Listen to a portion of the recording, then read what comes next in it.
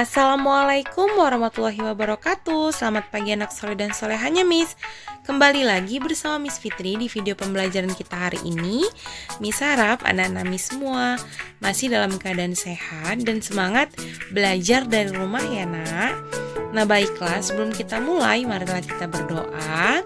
Bismillahirrahmanirrahim. Rabbi zidni ilma warzuqni fahma wa amalan mutaqabbalan. Amin ya rabbal alamin. Baiklah, langsung saja kita masuk ke pembelajaran kita hari ini, yaitu tema 3, peduli terhadap makhluk hidup. Subtema 1, hewan dan tumbuhan di lingkungan rumahku. Jadi, sambil Miss menjelaskan materi hari ini, anak-anak Miss buka buku tema 3-nya ya. Apalagi manfaat tumbuhan di sekitar kita? Dan apa hak dan kewajiban kita? Sebelumnya kamu sudah belajar tentang tanaman padi. Betapa banyak manfaat padi, sebagian besar orang Indonesia menjadikan nasi sebagai makanan utama. Begitu juga beni. Beni makan nasi sebagai makanan pokoknya. Ayo berdiskusi. Setiap hari, Beni, adik dan kedua orang tuanya selalu makan malam bersama. Di keluarga Beni, semua orang diberi kesempatan untuk mengambil nasi sendiri. Ibu Beni selalu berpesan, ambil nasi secukupnya. Adik Beni sering tidak menghabiskan nasinya. Alasannya karena ia sudah kenyang. Seringkali ibu mengingatkannya, namun adik Beni belum juga mau menghabiskannya.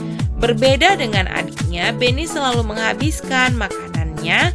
Dia selalu mengambil secukupnya.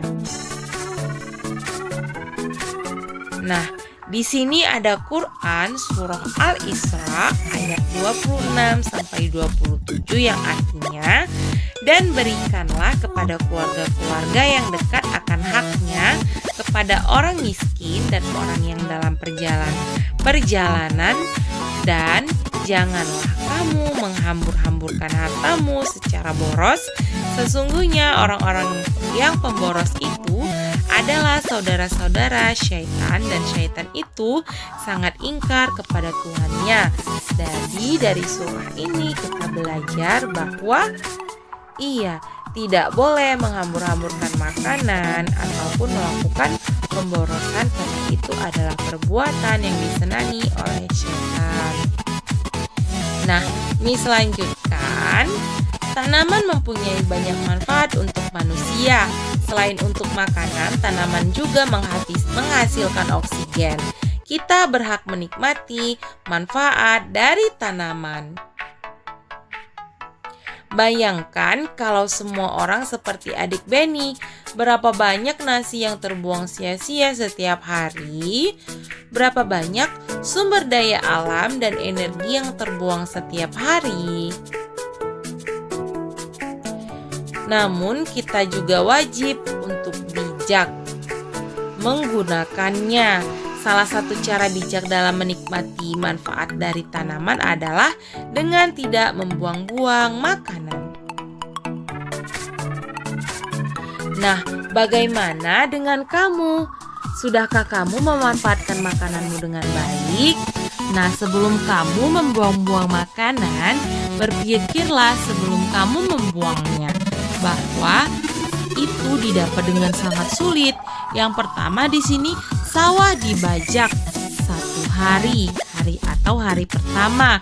Setelah itu padi ditanam pada 21 sampai 30. Nah, pada padi mulai berbiji di hari ke-100 dan padi bisa dipanen di hari ke-120.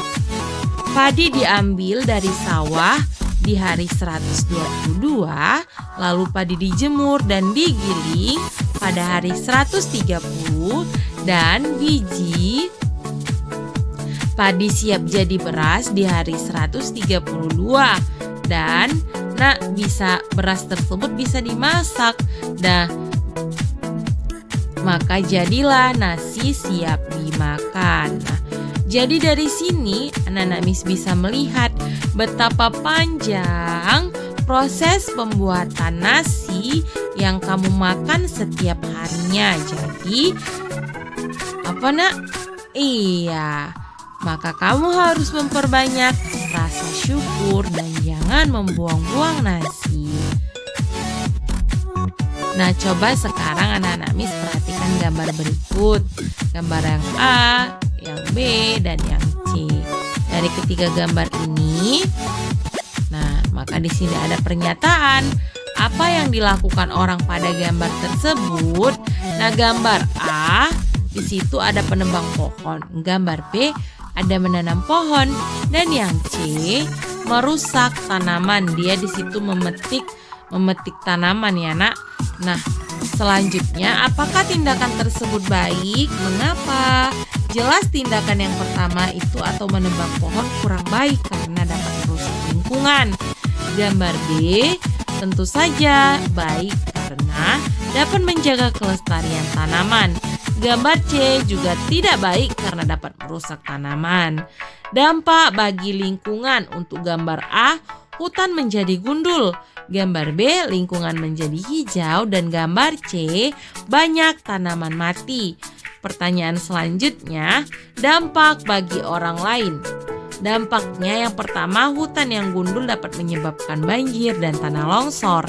Nah, sedangkan gambar B, orang lain dapat menikmati lingkungan yang indah.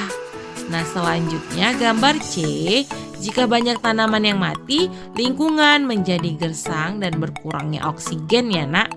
Nah, pertanyaan selanjutnya, apakah perbuatan dalam gambar tersebut melanggar hak orang lain? Mengapa? Tentu saja iya. Dengan menebang hutan berarti melanggar hak orang lain untuk mendapatkan lingkungan yang sehat. Karena salah seorang melanggar kewajibannya ataupun mereka merusak lingkungan, maka akan berakibat bagi orang lain. Selanjutnya, gambar kedua tentu saja tidak, karena dengan menanam tanaman justru membantu orang lain mendapatkan lingkungan yang nyaman ya nak. Selanjutnya gambar ketiga tentu saja ya, karena dengan merusak tanaman berarti melanggar hak orang lain mendapatkan lingkungan yang hijau. Selanjutnya, apakah orang tersebut sudah melaksanakan kewajibannya? Mengapa? Tentu saja belum, karena seharusnya kita memanfaatkan hutan dengan bijak, tidak dengan sembarangan menebang pohon ya nak. Selanjutnya yang kedua tentu saja sudah, karena menanam tanaman berarti menjaga kelestarian alam. Nah, yang selanjutnya belum, karena merusak tanaman tindakan yang kurang baik. Nah, selanjutnya apakah yang sebaiknya dilakukan? Nah, untuk gambar A, kita tidak boleh menebang hutan sembarangan. Sedangkan gambar B, menanam tanaman dapat menghijaukan lingkungan. Dan yang gambar C, kita tidak boleh merusak tanaman. Bijak memanfaatkan tumbuhan berarti kita menghematnya, tidak membuang-buangnya, tidak mengambil secara berlebih, dan tidak merusaknya.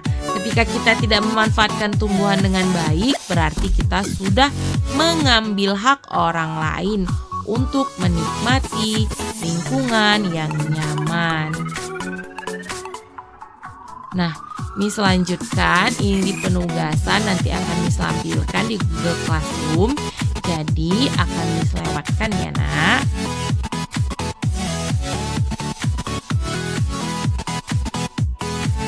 Nah, tumbuhan di sekitar kita memberi banyak manfaat bagi manusia.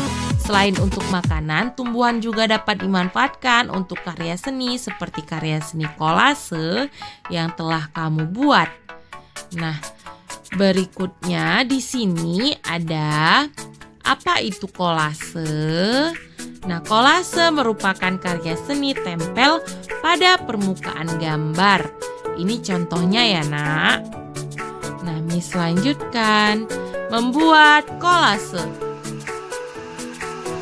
Yang pertama, bahannya ialah daun-daun, batang tumbuhan, dan lem. Alatnya yaitu gunting, dan langkah-langkahnya yang pertama siapkan bahan seperti ini dan buatlah sketsa gambar yang kamu sukai. Lalu Aturlah daun-daun atau batang tumbuhan menutupi sketsa gambarmu. Maka akan jadi seperti ini. Dan yang terakhir, perhatikan ukuran perpaduan warna dan bentuknya. Tempelkan daun atau batang tumbuhan kering pada kertas gambarmu dengan menggunakan lem. Tempel dengan rapi. Apresiasi seni merupakan suatu penilaian terhadap suatu karya seni mulai dari menilai dan menghargai makna atau nilai-nilai yang terkandung dalam karya seni tersebut. Jadi, jika kamu membuat sebuah karya seni, maka cara mengapresiasinya adalah dengan cara menilai karya tersebut, memuji, menghargai, dan sebagainya. Nah, Miss rasa cukup sekian pembelajaran hari ini. Jangan lupa kerjakan tugas kamu di Google Classroom ya nak. Miss akhiri dengan alhamdulillah dan assalamualaikum warahmatullahi wabarakatuh.